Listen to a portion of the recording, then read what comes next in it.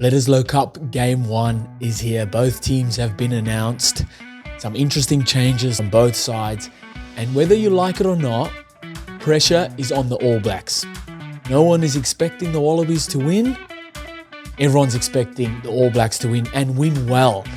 Expecting a dominant performance from the All Blacks, as a lot of Kiwi fans are expecting them to do. There's been a lot of talk about All Blacks could send in a B side and still put a dominant or good performance on this Wallaby side. So, to be fair, the pressure is on the All Blacks. I think there's always pressure on someone like the Wallabies because of the Bledisloe Cup and what it means to both teams involved. How long ago the Wallabies have held the Bledisloe Cup.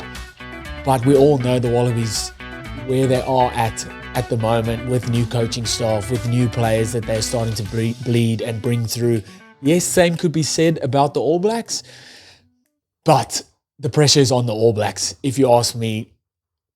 But what do I know? Sometimes I don't know much about rugby. Let me know in the comments what you guys think. What do you think of both squads?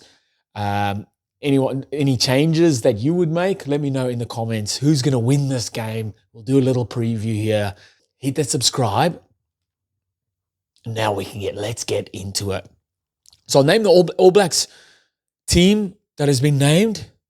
Ethan de Groot, Cody Taylor, and Tyrell Lomax up front. Scott Barrett, Tupou Vaa'i in the lock. Scott Barrett, obviously captain. Then Wallace Atiti, Sam Cane, and Ardie Savia, back row. 9 and 10 of Cortez Ratima and Damien McKenzie, Geordie Barrett and Rico Ioane in centres, and then back three of Caleb Clark, Will Jordan, and Beauden Barrett. Impact of Osofo Moore, Tamaiti Williams, Pasilio Tossi, Sam Darry, Luke Jacobson, TJ Perenara, Anton Leonard-Brown, and Sevu Reece. Big. So obviously super pumped for someone like Pasilio Tossi, going to get an opportunity here in a Bledisloe Cup game. Been calling for this for ages. He is on the bench, so hopefully he gets a good 30, 40 minutes. I would love to see what he can do against the Wallabies. And then the other one is Will Jordan is moved back to the wing. He played one game at fullback. The coaching staff for All Blacks say he's a fullback that can play winger. So they played him against South Africa in the second test at fullback, and now they've dropped him back to the wing and brought Beauden Barrett on at fullback. Then Sevu Reece on the bench. So again, it's just an interesting dynamic, the bench, the 5-3 split with a wing, that extra winger on the bench. I mean, you've got guys that like Rico Ioane can play wing. Anton Leonard-Brown has played wing before for the All Blacks. I just feel like you could have maybe added an extra forward, then gone with a 6-2. I just feel like that, like extra punch you want to bring off the bench. Is it going to be made on the wing? Who knows? Who knows? I mean, Caleb Clark and Will Jordan have been some of the best wingers in world rugby. You don't want to bring them off at all. So it'll be interesting to see how they go about making their changes there. Could we see Beauden Barrett move to fly off later in the game? Then Will Jordan move to fullback and Sevu Reece come on? I wouldn't mind that little switch around there. Then moving over to the Wallaby squad. So Angus Bell, Fezler, Taniela Tupou, Frost, Jeremy Williams, Valentini, Harry Wilson, captain. And then Fraser McWright comes back in. Nick White and Loa Lasio is the 9 and 10 combo. Then Hunter Paisami and Len Ikitau in the centres. Love that combination. Then back three of Korobetti, Kellaway, and Tom Wright. On the bench is Painga Moso, James Slipper, Alan Alatoa, Lukan Salakai Lotu, Langi Gleeson, Tate McDermott, Tom Liner, and Dylan Peach. Also, exciting side. Probably the strongest side that they can put out. If I'm not mistaken, yes, there's a couple of guys that you'd want to bring in. But strongest side that they have available at the moment. And like I said, I feel like the pressure is all on All Blacks, and this Wallaby side can go in there as underdogs, backs against the wall type stuff, and put up a hell of a fight.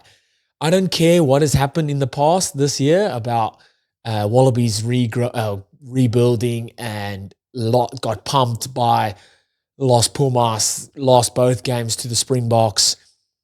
Every game is a new game for this Wallaby side, and every game is a game for them to build on how they want to play, how Joe Schmidt wants them to play. Joe Schmidt has been in the All Blacks setup for a long time as well. He knows the ins and outs of it. Yes, not with Razor as head coach, but he knows the standard of it, the ins and outs of it. Does he know some inside tricks that no one else knows? Not sure about that. We'll see on the weekend.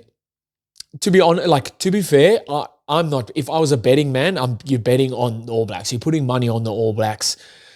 If you're looking like position versus position at both of these sides, you're picking pretty much all of the All Blacks team if you're going position by position.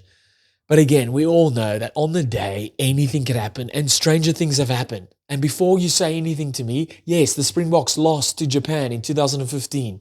Yes, the Springboks could also lose to Argentina this weekend. And that's why I say rugby's a beautiful sport and weird things can happen. If the All Blacks lose this, that's a big question mark on Razor. Yes, you still back him. It's his first year in tenure of a head coach as the All Blacks or of the All Blacks.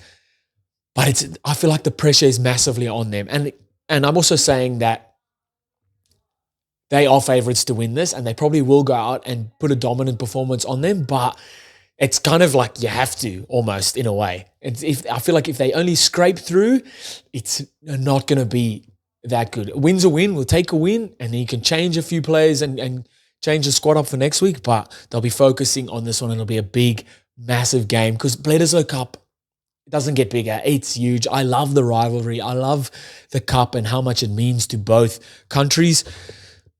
So where the game will be won or lost, quick little preview here. I think for the Wallaby side is trying to disrupt All Blacks first phase. We saw what England did to All Blacks lineout. If the Wallabies, they've picked their tall timber in Nick Frost. He's a unit, over 2 meters tall. If he can get in and around their lineouts and disrupt All Blacks lineouts, it'll go a long way in the Wallabies trying to snag a win here. I think disrupting their ruck time, really slowing their ball down. All Blacks love momentum, love coming around the corner, love getting over the advantage line, and love quick ball. So if you can slow that down, it really brings a chink in their arm. And I think one big thing that we'll probably see a lot of, because Joe Schmidt has brought this in, is a strong kicking game, especially off 9.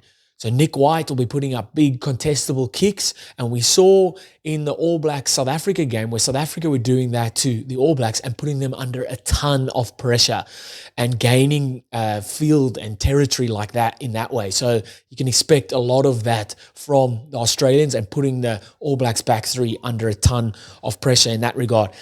In saying that, I think it'll have to take a hell of a game from the Wallabies and a very off game from the All Blacks for the Wallabies to win it. I just think the All Blacks, even though they're in with a new coach, new systems, new ways of how they want to play, their squad on paper, too good. I think what they've shown versus South Africa as well, what they can do. Yes, for only 60 minutes of the game, but man, that's taking it to the world's number 1. The back-to-back Rugby World Cup winners, and they took it to them with a new coaching staff. And that South African team that's had the same squad and same coaching staff pretty much. Yes, 1 or 2 new guys have come in, but Rassie Rasmus has been there for a long time now. So an All Blacks took it to him. So I don't see much change, but the only pressure that I feel like is on the All Blacks is they have to go out there and show a dominant 80-minute performance. It's got to be huge, and it's got to be a score by at least 10 plus on the Wallabies. I feel like for the All Blacks to feel like, okay, yes, we're on the right track here, and we're doing the right thing. And that's what I think. I don't know. All Blacks fans, what do you guys think? What are you expecting from this team? What are you expecting from this game?